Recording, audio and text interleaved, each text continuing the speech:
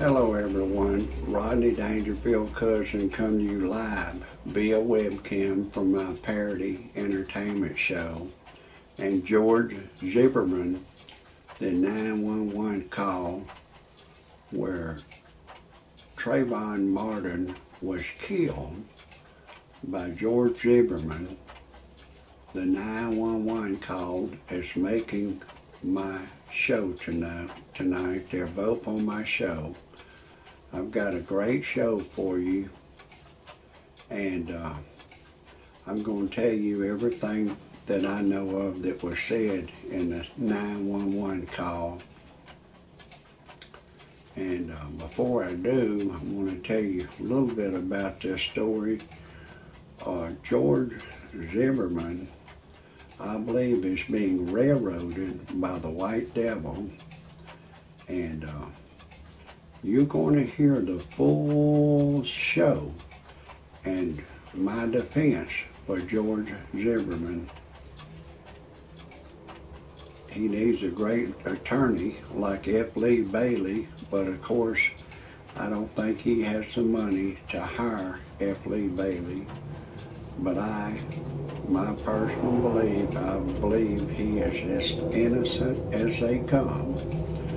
But you're going to hear the whole story, and you're going to hear the rest of the story after I tell you my disclaimer. Some of the names have been changed to protect the innocent and the guilty, and some of the pictures have been changed to protect the innocent and the guilty.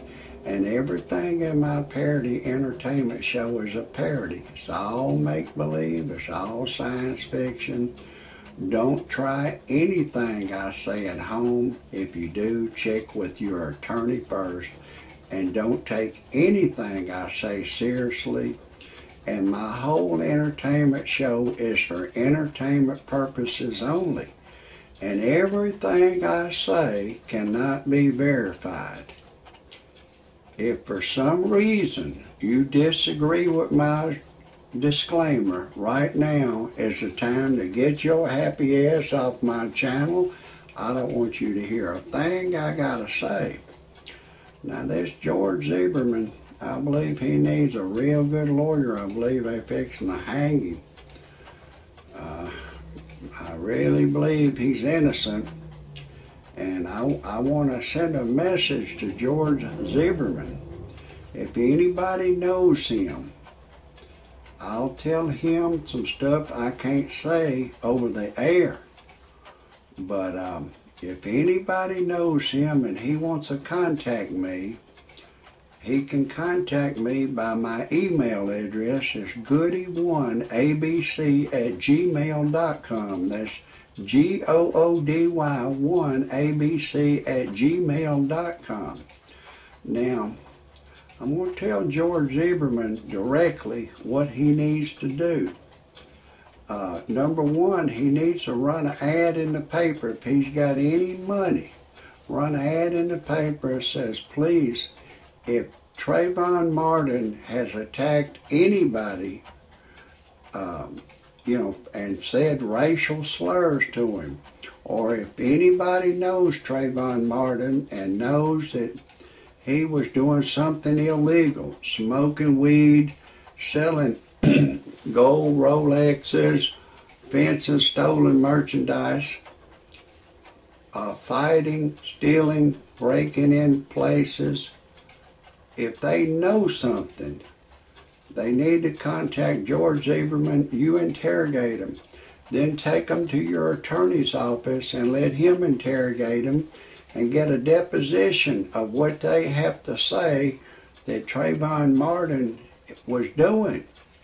I was talking to an African American the other day, and he was using ghetto language. I'd bought a truck from him, and I took him to my bank. And you know, the racial slur that African Americans call each other, I'm going to use the word nickel. But he was saying my nickel, my honky, my cracker, picklewood, racist, prejudice. He was a true nickel. He was a true nickel. And I took him to the bank with me, and there's a black woman that works at the bank. She's about 30. I said, he was really using ghetto language on me. She said, Rodney Dangerfield, cousin, all black people use ghetto language. I use ghetto language.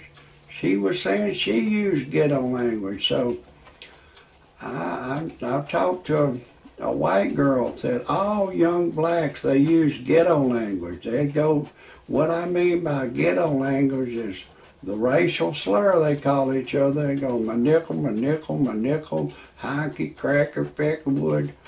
A lot of white people, you don't know what this honky, cracker, peckerwood means. This word was made up by Dr. Martin Luther King, Medgar Evers, and Malcolm X in the 60s. The white man has been called a honky, a cracker, and a peckerwood for over 50 years. And I'll tell you a little bit about what was said in that meeting. They said the white man named us a nickel and a boy to dehumanize the black man. And one black man jumped up and said, you know, Paybacks is a motherfucker. Let's name the white man a name to dehumanize the white man. I said, what? They come up with a honky, a cracker, and a peckerwood to dehumanize the white man. But going back to Trayvon Martin, if anybody knows of any racial slurs that he used, whether they're black people or white people, chances are a black person's not going to snitch on him for using racial slurs. But I met a girl that knew him in Florida. She was a Caucasian white girl. She said he was always fencing stolen merchandise, stolen gold, stolen watches. He was smoking weed and drinking. He carried burglary tools with him, screwdriver, and he was a ghetto nickel. He was a ghetto nickel. He wasn't just a sweet innocent boy. He was a ghetto nickel, and you know, he was ghetto, and chances are, if he attacked George Zimmerman the way I think he did, I think if anybody has any evidence, credible evidence, that Trayvon was attacking a white person, knocked their nose, busted their nose, knocked their teeth out, split their head open with a 2x4, chances are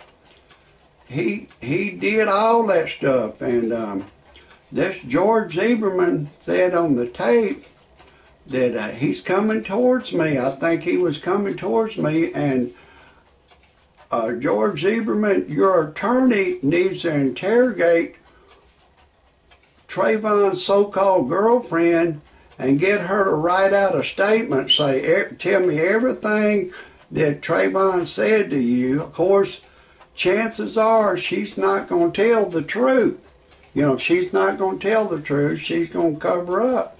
She's not, but through an interrogation, if he's a good lawyer, he can say, well, a while ago you wrote down, he said this, now you're saying this.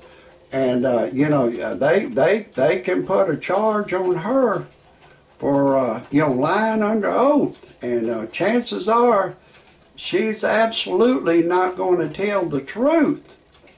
Now listen, if anybody has any suggestions on how they can get George Zimmerman out of this rat hole he's in, type it in under there. If you want him put deeper in the snake hole, type it under my show. That's going to be a wrap for today. God bless everybody.